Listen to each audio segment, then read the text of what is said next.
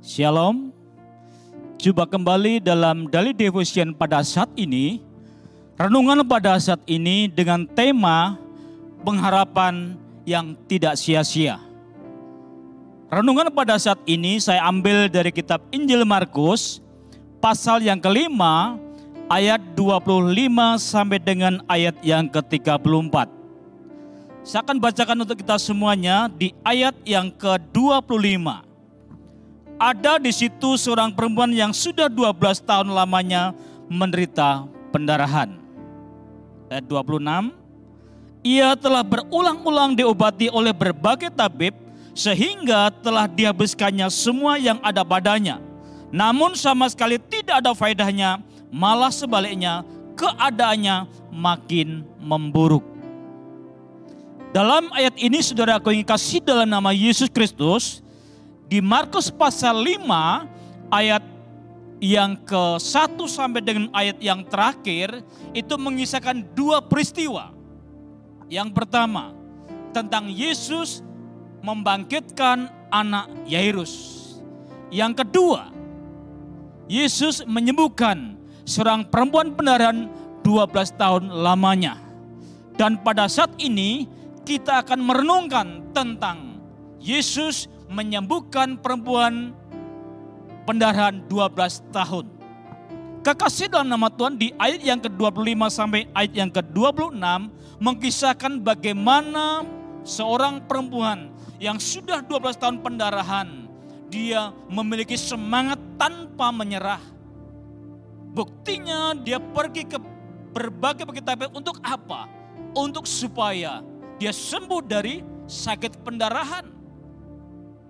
Dan Alkitab katakan bahwa ketika dia pergi ke berbagai tabib, ternyata tidak ada hasilnya.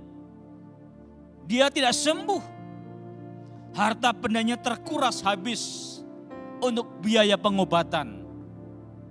Tetapi puji nama Tuhan, pada waktu dia mendengar tentang nama Yesus, dia timbul api pengharapannya kepada Yesus.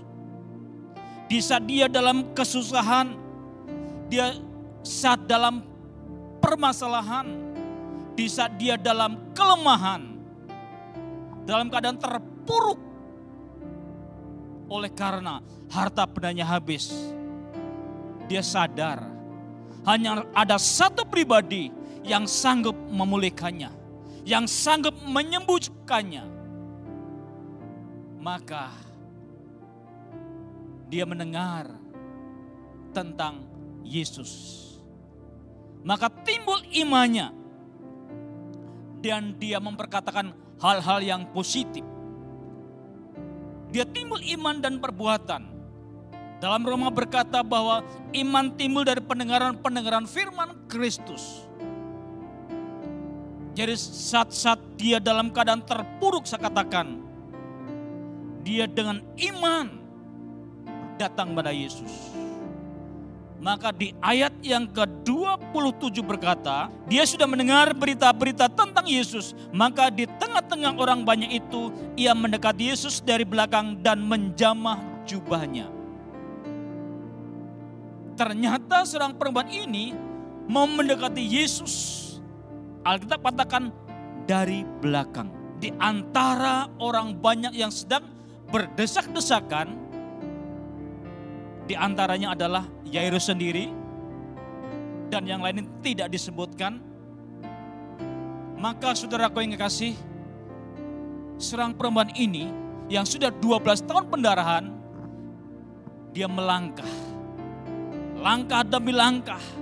Ketika dia dekat dengan Yesus dan dia dalam perkataannya, asal ku jamah jubahnya saja, aku sembuh. Luar biasa. Padahal pada waktu itu dia belum menjamah. Dia belum melakukan, tetapi baru action, baru ada tindakan. Mungkin jaraknya kurang lebih 50 meter. Dengan kekuatannya, tenaganya, dia melangkah dan melangkah dan melangkah. Dan pada waktu dia dekat dengan Yesus, dia menjamah jubah Yesus. Di ayat yang ke-29 Seketika itu juga berhentilah pendarahannya dan ia merasa bahwa badannya sudah sembuh dari penyakitnya. Luar biasa. Ketika dia menjamah jubah Yesus, dia merasakan ada perbedaan, ada perubahan. Dengan kata lain, bahwa seorang perempuan yang sudah 12 tahun pendarahan, dia sembuh. Di antara orang banyak yang berdesak-desakan, tidak tahu ada mujizat, tidak tahu ada kesembuhan. Maka saudaraku yang kekasih dalam nama Tuhan, di ayat yang ke-30 dikatakan, pada ketika itu juga Yesus mengetahui bahwa ada tenaga yang keluar dari dirinya, lalu ia berpaling di tengah-tengah orang banyak dan bertanya, siapakah yang menjamah jubahku? Ayat 31, murid-muridnya menjawab, engkau melihat bagaimana orang-orang ini berdesak-desakan dekatmu, dan engkau bertanya, siapakah yang menjamah aku? Lalu ia memandang sekelilingnya untuk melihat siapa yang telah melakukan hal itu. Nah, saudara, di sini Yesus memandang sekelilingnya. Yesus ingin tahu siapa yang telah menjamah jubahnya, dan Yesus ingin menunjukkan bahwa ada mujizat dalam perjalanannya menuju ke rumah Yairus. Dan Yesus ingin supaya ada di antara orang yang sedang berdesak-desakan itu jujur, sehingga nama Tuhan dimuliakan. Di ayat yang ke-33, perempuan itu yang menjadi takut dan gemetar ketika mengetahui apa yang telah terjadi atas dirinya, tampil dan tersungguh di depan Yesus dan dengan tulus memberitahukan segala sesuatu kepadanya. Perhatikan, dengan tulus memberitahukan segala sesuatu kepadanya. Bahwa di sini seorang perempuan 12 tahun pendarahan, ada keterbukaan. Dia membuka semuanya apa yang telah terjadi dalam hidupnya, tentang pengharapannya kepada para tabib dan yang lainnya, sehingga harta bendanya habis. Itu disampaikannya, diberitahukannya. Yesus tidak mempersalahkan seorang perempuan ini. Yesus tidak mempersalahkan apa yang telah diperbuat. Tetapi apa kata Yesus di ayat yang ke-34? Maka katanya kepada perempuan itu, hai anakku, imanmu telah menyelamatkan engkau. Pergilah dengan selamat dan sembuhlah dari penyakitmu. Luar biasa. Dikatakan, hai anakku, imanmu telah menyelamatkan engkau.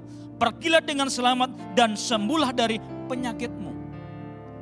Jadi saudaraku yang kasih, hal ini dikatakan Yesus supaya Yairus sebagai kepala rumah ibadat juga akan memiliki iman yang sama dengan seorang perempuan pendarahan ini. Dan Yesus menguatkan Yairus bahwa apa yang telah dialami oleh seorang perempuan pendarahan ini nantinya akan sama dengan apa yang dialami oleh Yairus. Kekasih dalam nama Tuhan Yesus Kristus, permasalahan seberat apapun yang Anda hadapi, yakinlah pada waktu Anda datang kepada Yesus dengan iman, dengan keyakinan yang teguh, maka tangan Tuhan terulur untuk menolong saudara, akan menolong saudara sehingga saudara akan disembuhkan, dipulihkan, dan saudara akan memperoleh kemenangan. Saya katakan sebagai hamba Allah, di saat dalam kegagalan dengar nama Yesus, maka Anda akan dipulihkan. Anda akan terima mujizat demi mujizat yang Yesus akan kerjakan dalam hidupmu. Mari pada kesempatan ini kita sebagai anak-anak Allah berharaplah kepada Yesus. Karena Yesus adalah sumber pengharapan. Saya katakan sekali lagi, Yesus adalah sumber pengharapan. Tuhan memberkati. Kita akan satu dalam doa. Bapa Surgawi, Bapa yang kami panggil dalam nama Yesus, kami bersyukur kepadamu ya Tuhan, kalau saat ini Engkau telah memberikan kesempatan bagi kami untuk dengar kebenaran firman-Mu. Ajar kami ya Bapa seperti seorang perempuan pendaran 12 tahun yang memiliki iman, yang berpengharapan penuh kepada-Mu ya Tuhan, dan datang kepada Engkau. Terima kasih Tuhan, terima kasih Yesus. Kuatkan iman pengharapan kami kepada-Mu ya Tuhan, sehingga di saat kami ada dalam permasalahan dan kami berharap kepada-Mu Tuhan, maka terjadilah pertolongan yang dari Engkau. Terima kasih Tuhan, berkati jemaat-Mu, berkati bangsa kami, pulihkan bangsa kami ya Tuhan.